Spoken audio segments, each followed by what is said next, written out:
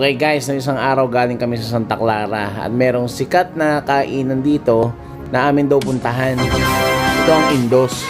Yan, aming nilustan yung Eskinita papunta sa Indos. Yan ang saya-saya ko, maglakad At ito yung mga order sa kanila. Yan, may sisig, merong pares, I think.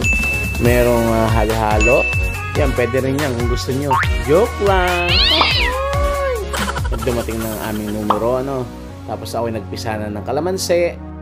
At dumating na yung aking order, ang beef pares. Beef pares.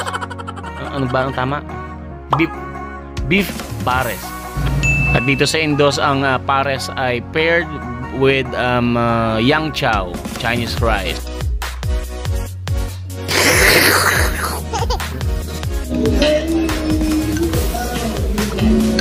Ang pares ay may